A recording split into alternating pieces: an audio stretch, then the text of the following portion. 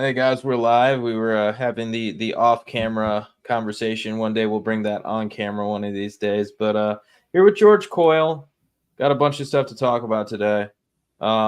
Starting off, we had a conversation on Twitter just yesterday, and we're talking about Paul Tudor Jones. And Paul Tudor Jones came on, and he was beating his chest. But he also said, I thought something that was interesting, George, was when all the commodities guys were like, yes, he said to buy gold and commodities and Bitcoin and all these things, and like they overlooked the fact that he also said to buy the Nasdaq.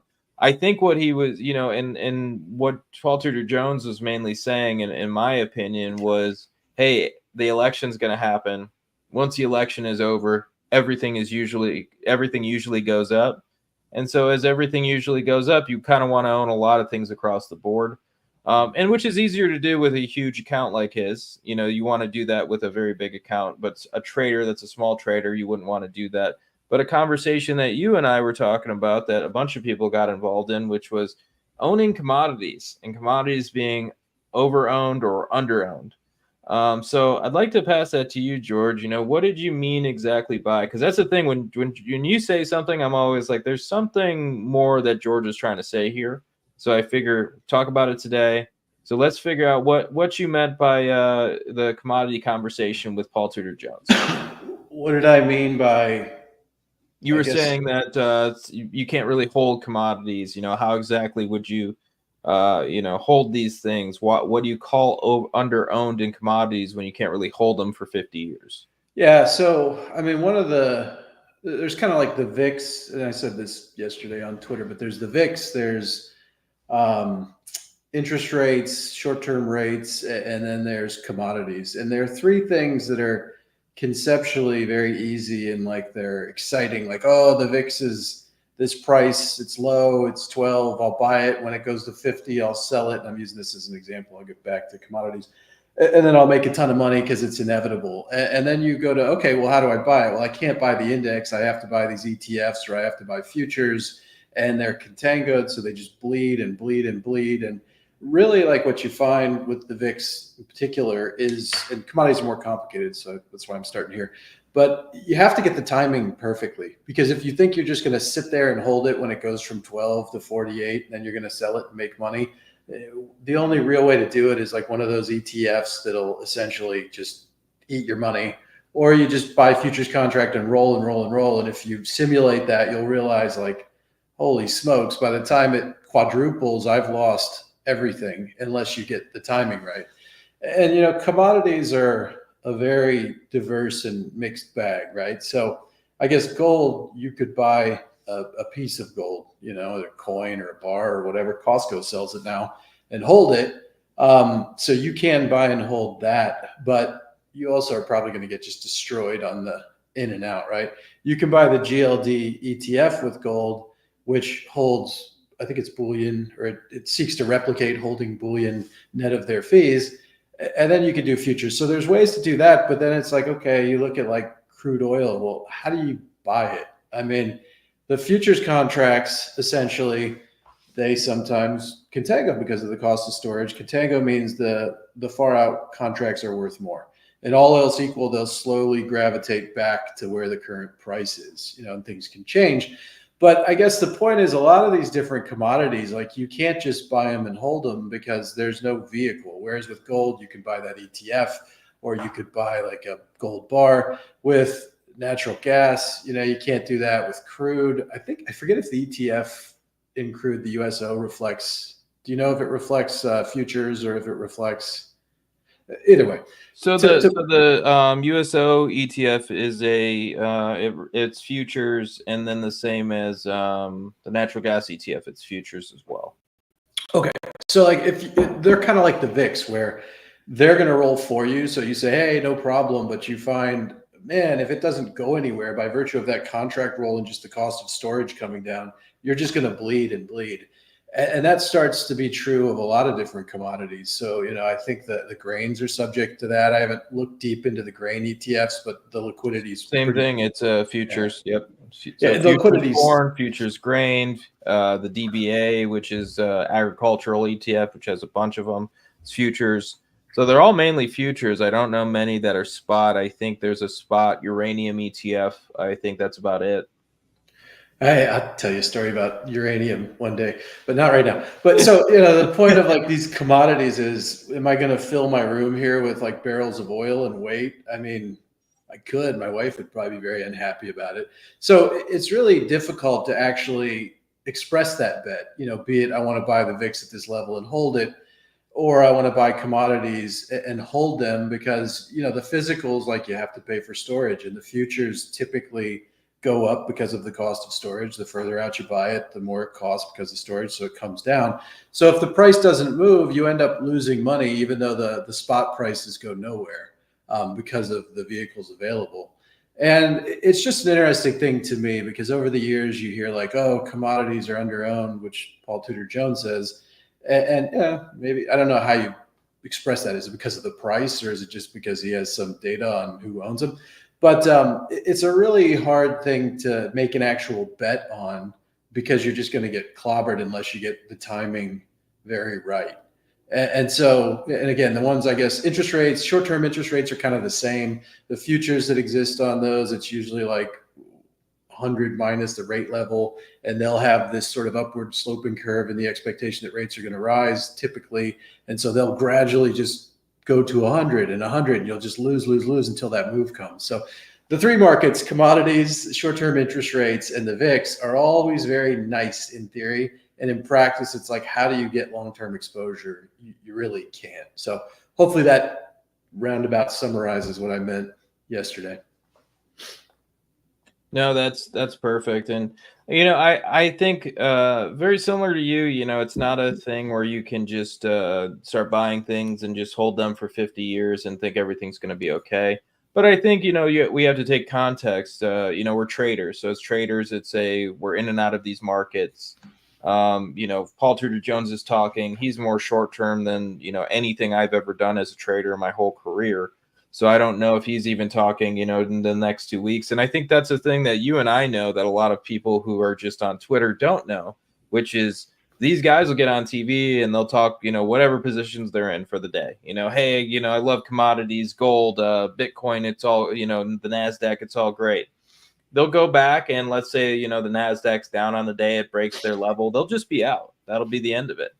And some people go, oh my God, that's terrible, they're lying. And it's like, no, that's how trading works. You have a big conviction. Most of my trades that are on, I have full conviction in all of those trades. 50% of them will work. So once again, it's I don't, you might have full conviction, but that doesn't mean you just hold on to it. And if you're looking at commodities value wise, you could talk about it like this, looking at the commodity indexes to the S&P 500, and you could go, okay, well, this is undervalued, but look how undervalued it's been for many years. And once again, look at where the Dow is or the S&P 500 is compared to commodities over the last 30 years. Like, it would be very hard for us to get to those levels that we saw in the financial crisis. Gold has done very well, but the rest of them have not. If you're looking at oil, the CRB index, any of these things, they look terrible in comparison to the S&P 500 or the Dow Jones. So as a trading vehicle, I think commodities are one of the best trading vehicles ever. Going long, short, whatever, you can make a lot of money trading commodities, but you have to know it's only for a short period of time. You're going to be trading in and out of these things. You need to use risk management. If you're buying something like stocks, yeah, sure, you can buy the S&P 500 and you could sit there on your hands for 20, 30, 40 years even, and most of the time you'll be up. I've said that a couple times lately, and people will be like, actually, you might be down, who knows? And I'm like, well, sure, but if you're looking historically over 40 years, yes, I wouldn't bet against it, is all I would say. I wouldn't bet against the S&P being higher in 40 years. And then if you look at another chart I have is the CRB to the 30-year bonds. So the CRB index is heavily weighted in energy. And we do see that, we did see this massive bounce against bonds coming in after the COVID crash, which a lot of people could say, hey, that's easy to see. We had a bunch of money that came in the market. The Fed's rates were at zero. Now that rates are high, maybe things are changing. And I think a lot of people know that, if you're looking at the commodities market and you really want to take advantage of it, the actual way to own it is through the futures market. As George said earlier, these roll costs in the ETF are really rough. Or buying the sectors during these runs. I wouldn't say, hey, I'm going to hold the energy sector for the next 20 years. I would say, hey, I would own the energy sector when it's giving me my signals, when it's breaking out, when it's in an uptrend. And that's why I think trend following is really important if you're trading stocks, commodities, whatever it is, because you're able to take advantage of these types of moves. So when you're in something like the energy sector and you want to start buying commodities, great. You think commodities are great? That's fine. I do as well. I think there's a lot of value there. But why not just wait for a signal? Why not just, instead of just buying it because, hey, this chart looks like it's very undervalued, so I'm going to buy it. That's cheap can always get cheaper. So wait till they turn into an uptrend, buy them, and go that way. And there's a lot of them that are in uptrends right now. Actually, it's kind of interesting if you look at gold. Obviously, the precious metals are all in uptrends, but seeing palladium start to move in an uptrend. Orange juice looks really good. Coffee looks really good. Sugar has been moving like crazy. So there has been some of these moving. The last one that really needs to move to say, hey, we do have a good commodity cycle would be the energy markets. We're not really seeing that yet at all. So I think it's going to be an interesting one going forward. I think once the election happens, we'll have a little bit more direction on it. So what do you think about the election trade or election seasonality, George? Do you think the market does what it always does and just explodes higher because everybody's like, thank God that's over, I'm tired of hearing about it? Or do you think it's going to be Armageddon? The market's going to crash and it's the end of the world? I wrote down a bunch of stuff. Can we talk about the other stuff before we move on No, to the George, we election? have to talk about exactly what I said. So Yeah, of course. one, if you simulate systems on commodities, especially those with storage, you'll be kind of surprised to be like, man, these things are short more often than they're long. And the reason is because of that contango slide down. So that's just something that if you get the data historically and it's accurate data and you test it, you'll be like, oh, I spend most of my time short because of that. So that's just one thing to point out. One thing that I've thought a lot about historically, and just it never is an idea that gets anyone excited, but why not build a long only trend commodity index? So you could go from fractional investment to full investment, scaling up or down based on trends. So that way you've got the full exposure when it goes up. Not always, right? But like for the big trends, you're going to be there entirely. And when the trend is down or it's just nowhere and you're bleeding that contango, you could be fractionally invested. And the people I've talked to about that, most of them are just kind of like, it sounds like you need like $1 billion to really get it going to compete with the GSG and the DBA and the other, or is it DBC, the current ETFs, because their fees are low enough that, the cost structure is high. But it's just an idea that I've had for a lot of years of like, that might be a way to actually get legitimate commodity exposure without suffering just like the problems we talked about, or I talked about in the beginning, just of bleeding.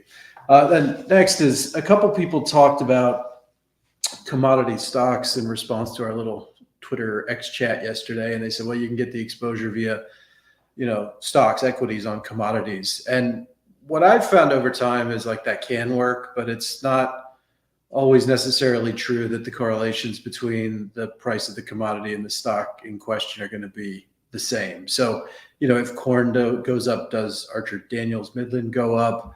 Or, does an energy company do well if the price of oil goes up? I mean, someone will, but then you're getting into the game of, well, do those correlations break down? A lot of these companies try to diversify. Nobody wants to be a pure play in the equity space anymore because they read the Wall Street Journal too, right? And they're like, I can't have my business be this volatile if I want shareholders. So it's hard to get exposure sometimes to do that. And you might say, well, look, copper went up and so did, tech and FCX, whatever. But I don't know, over time, I've just found it's often like not a high enough correlation, and it starts to bring doubt into your mind because you're like, well, hey, this copper's going up. Why aren't the stocks going up? So that's one way that people can get the long-term exposure. You said, hold stocks.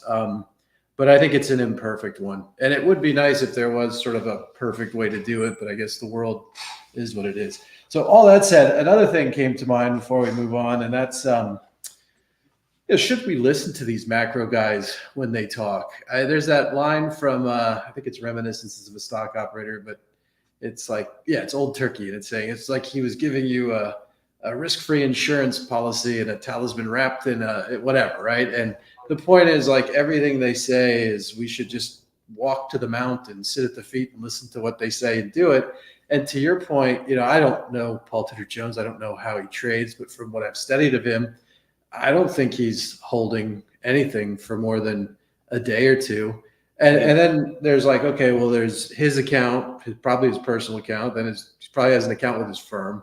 And then most of these macros built out these diversified businesses because, as I understand it, they're kind of like, Bruce Coder gave a speech on this, but it was like being concentrated in one's not a good idea. It's too volatile. So when he says that they own it, is he talking about himself? Is he talking about his firm account? Is he talking about his firm? You don't really know. And so I think those things are important. And if you look at like Druckenmiller's 13F, it changes not crazy, but Warren Buffett's like same stocks for years and years and years. Druckenmiller's biggest position changes most quarters, right? And you have guys like Cole Moshe, I think that's how you pronounce his name, in the Market Wizard saying Soros would talk about an idea, and then if it moved the other way, he was gone. So I just feel like maybe we shouldn't pay that much attention to what these guys say. It's always nice when, the only thing that would be better is if you found out like Nancy Pelosi just like filed on a stock that you own, because then you're going to make a fortune, right? But these guys are in and out so frequently that when I see what they say, I listen, but it's also sort of like grain of salt, because they might be talking their book and then they might be out a half an hour later. So that's a lot, but those were sort of the things that came to mind as you were talking about all that. So that said, the election, my take on the election is not a fun one for most people. I think that politicians say pretty much whatever they can or have to try to get elected. If you listen to their answers in sort of election cycle, there's usually so little substance, and it just like diverts or deflects back to another topic as opposed to explaining. Say like, well, how are you going to do this? And they're like, well, my opponent's a jerk. So they never say that. They just say what we want to hear to get a vote. And then a couple of the past election cycles I studied pretty closely, and I found like it becomes so difficult to measure whether what they said would happen actually happened, because it's not like we're at 1 and we're going to get to 2. There's like subjective components of that. So anyway, if what they're saying they actually mean, and they're not just trying to get a vote, like, will it get through all the levels of government? Will they actually move forward with whatever they promised us, right? And then will it get through the level of government that it needs to become a reality, whatever the specific thing or the path it needs to go through? And then has the market already discounted that? So it's like you got to figure out what the policies are, who's going to win, were they serious? Will it happen? And then what will the market do in response to it? Like, if you can figure out a 5-step path, like, good for you. I mean, I have no chance in hell of figuring that out. And so my sort of take on elections is like, it's a lot of fun, although I'm sort of tired of hearing about it.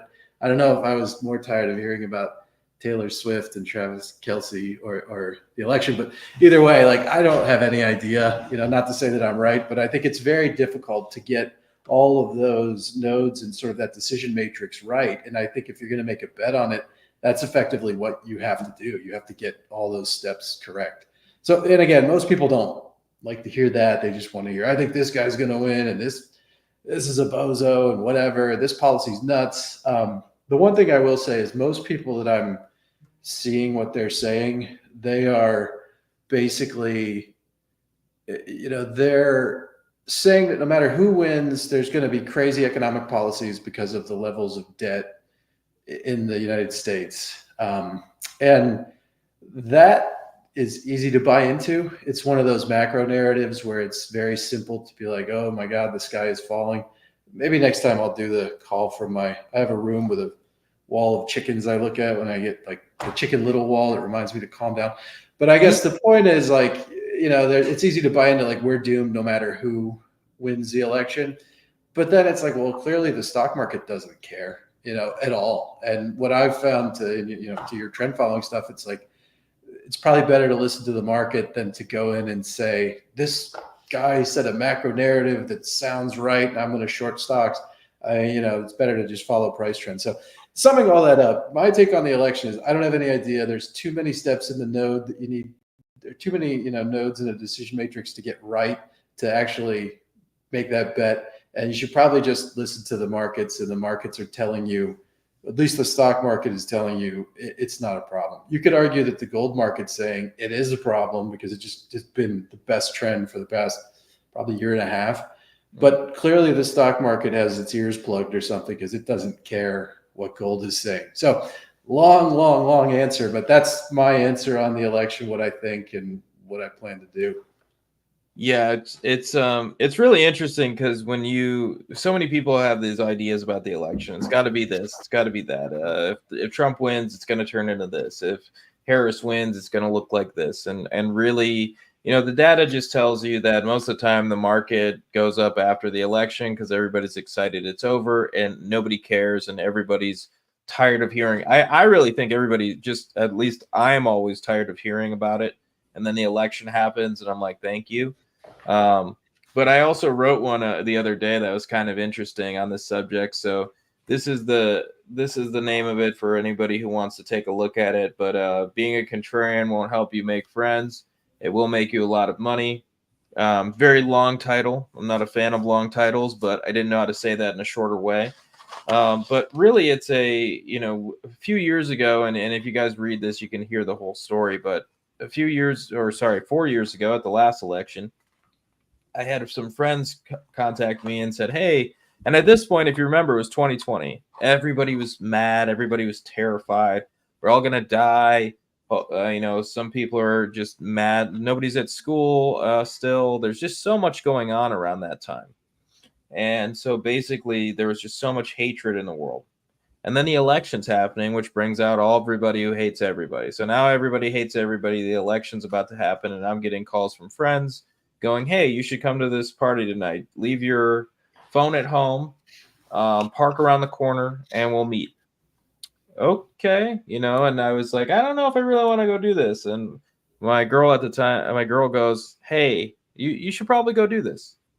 And I was like, why? And she goes, because I'm kind of curious now. I'm like, okay, whatever. So I end up going, trying to see like what they're, talking about. And it's a very normal party at first. And, everybody's eating. I'm just having a good time with my friends. And then all of a sudden it gets quiet. And it gets quiet and they go, hey, so if Trump wins, this is going to happen. Basically, end of the world, hit the button on the way out. He's tired of something and it's going to be Armageddon. And the liberals are going to try to take over the United States. And then if Biden wins, Trump was going to hit the button on the way out. And then basically everybody's going to take over because he needs to be the president. So people are going to start fighting. It's going to turn into a World War III and a civil war in the United States. And like, I was just sitting there like, man, and like, I'm a trader at first. So like, first thing I'm like, everybody's scared, I'm all excited because I'm like, wow, everybody's really, really bearish, and the market didn't look that bearish. There was things like we were talking about earlier, the price action always mattering. Bitcoin was up 50% in a month and a half or something crazy. I remember what else was there. The KRE was also moving, which is something I always look at to see what regime we're in. So the KRE, the regional bank ETF, is moving. So all the things that are saying risk on are still moving up, and they all look really good before this. And then also, if you look at the positioning, it was the all-time high in realized vol to implied vol on the VIX. There was a record in ETF shorts across the United States. Like basically everybody was bearish at this time. And so you like look at it and you go, man, everybody's bearish. Who's left to sell at this point? So it's not that I have some predictive ability. I just have historical backtesting will tell you that after the election, If you're trading in a 5-year time frame, I'm not talking to you. I'm talking about people trading in a few month time frame. If you're trading after the election, most of the time the market goes up after the election. And most of the time, everybody's bearish before the election and terrified it's the end of the world. The 2016 election is probably one of the best examples. You had overnight, the market went lemon down, and then the next day it went up and didn't look back for years. I'm not saying I know what the future is, because I absolutely don't. I am saying that most of the time, if you just follow the price action, you're going to make a lot more money than listening to all the figureheads or the macro gurus or any of these people that are going to tell you what the market's doing. Just look at what it's actually doing. Not what people are saying, but what it's actually doing. Oh, and also I forgot about this one. So my girl gives me this the other day, and she goes, she goes, "Hey, this came in the mail for you." And I don't know if anybody can. Oh yeah, it is kind of visible.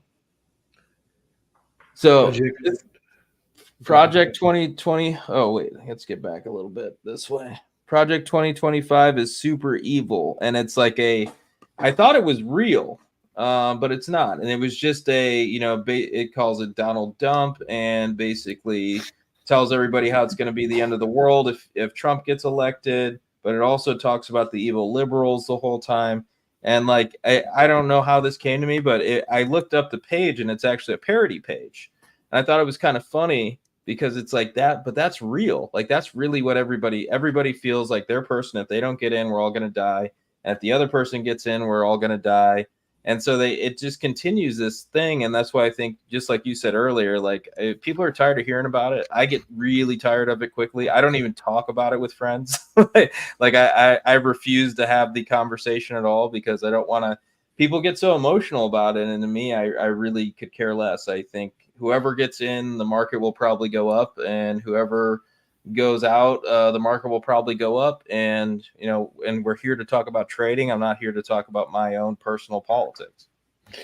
Yeah, lots of thoughts on your comments there too, if we still have some time. Yeah. To be clear, I think that like policies can and do matter.